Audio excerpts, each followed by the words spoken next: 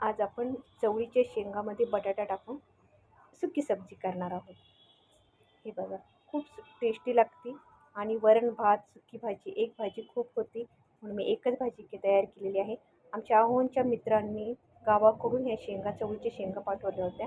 तर खूप शेंगा होत्या. तर काही त्याच्यामध्ये निब्बर बी झालेले होते आणि काही कवळ्या होत्या.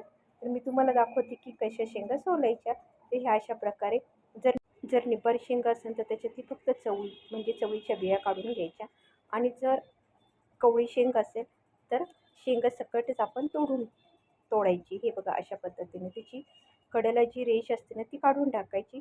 एखाद्याला असते तर एखाद्याला नसते. कवळी जास्त असते की त्याला अजिबात रेषा नसतात. हे बघा, अशा पद्धतीने आपण सगळ्या शेंगा सोलून घेऊया. हे बघा, मी एवढ्या मोठ्या शेंगा सोलून घेतलेल्या आहेत. काही निब्बार होत्या तर काही तयार झालेल्या शेंगा होत्या. आता आपण ह्याला स्वच्छ पाण्याने धुवून घेऊया. ह्या खूप मोठ्या शेंगा होत्या. तर मी ह्याची सुकीच भाजी करायची असं ठरवलं. ह्याची ओलसर ही भाजी होती. फक्त अंगापुरतं पाणी टाकून ओलसर ही भाजी तयार करू शकते. पण शेंगा खूप होत्या म्हणून मी सुकी भाजी केलेली आहे. हे बघा, अशा रीतीने सगळं स्वच्छ पाण्याने आपण धुवून घेऊया आणि रेसिपीला आता स्टार्ट करूया. ह्या चवळीच्या शेंगाला एक कांदा असा बारीक कापून घेणार आहोत आणि एक टॅमॅटो पण घेणार आहोत.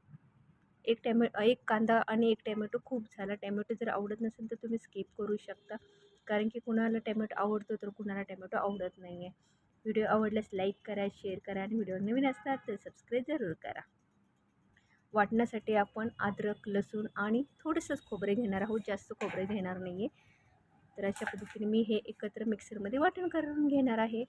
हे बघा, खोबरे टाकलेलं आहे मी. अद्रक, लसूण हे आपण वाटून घेऊया आणि मस्तपैकी असं बारीकरित्या वाटून घेऊया. एवढीच सामग्री लागते ह्या भाजीला. आता 3 पळ्या मी तेल टाकून घेणार आहे. सुकी भाजी असल्याकारणाने थोडंसं तेल तुम्ही जादाच टाका.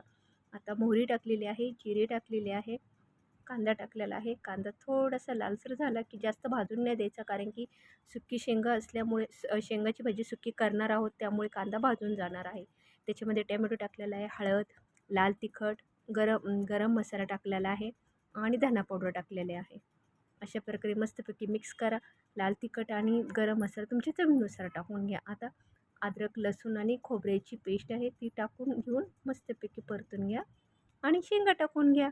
शेंगा पण ह्या मसाल्यात मस्तपैकी परता. डायरेक्ट पाणी नका ओतू, अजून टेस्ट खूप छान लागते. त्यामुळे ह्याच मसाल्यात आपण शेंगा परतल्या ना नंतरनं गरम पाणी त्याच्यामध्ये टाकलं ना तर शेंगाची टेस्टच बदलते आणि खूप छान लागते.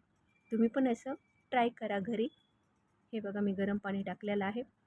आता ह्या भाजीला उकळी येऊस्तोपर्यंत आपण एक बटाटा कापून घेऊया. लगेच बटाटा होऊन जातो त्यामुळे मी बटाटा लेटच कापला. हे बघा, अशा प्रकारे मोठा मोठा बटाटा कापा म्हणजे बरोबर शेंगाच्या भाजीत ही बटाटा दिसून येतो. हे बघा, आता मिक्स करा मस्तपैकी आणि त्याच्यामध्ये खडे मीठ टाका. खडे मिठाने भाज्यांना चव खूप छान लागते म्हणून प्रत्येक भाजीमध्ये खडे मीठ टाकते. फक्त सुकी जर भाजी असली ना तर त्याच्यामध्ये खडे मीठ टाकत नाही आहे. आता लो फ्लेमवर 10-15 मिनटं खूप होतात शिजून द्यायची. अशा प्रकारे भाजी शिजून निघते. बटाटा सुद्धा आपला शिजलेला आहे. आता कोथिंबीर टाकून आपण जेवायला वाढून घेऊ. रात्रीच्या टायमिंगला मी स्वयंपाक तयार केला होता त्यामुळे मी जास्त भाजी केली नाही. मी एकच भाजी केली आणि वरण भात तर तयार केलेलाच होता. अशा प्रकारे तुम्ही वरण भाताबरोबर किंवा नुसत्या भाताबरोबर जरी ही कोरडी भाजी खाल्ली ना तरीही खूप सुंदर लागते.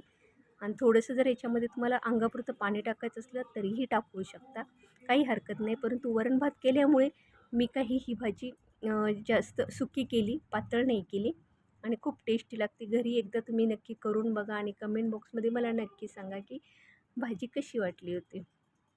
अशाच प्रकारे तुम्ही ओलसर भाजीसुद्धा करू शकता. जर तुम्हाला बटाटा टाकायचा नसेल तर स्किप पण करू शकता. नुसती चवळीच्या शेंगाची भाजीसुद्धा तुम्ही करू शकता. व्हिडिओ आवडल्यास लाईक करा, शेअर करा आणि व्हिडिओवर नवीन असताल तर सबस्क्राईब जरूर करा. Bye, take care. भेटू आपण उद्याच्या रेसिपीमध्ये.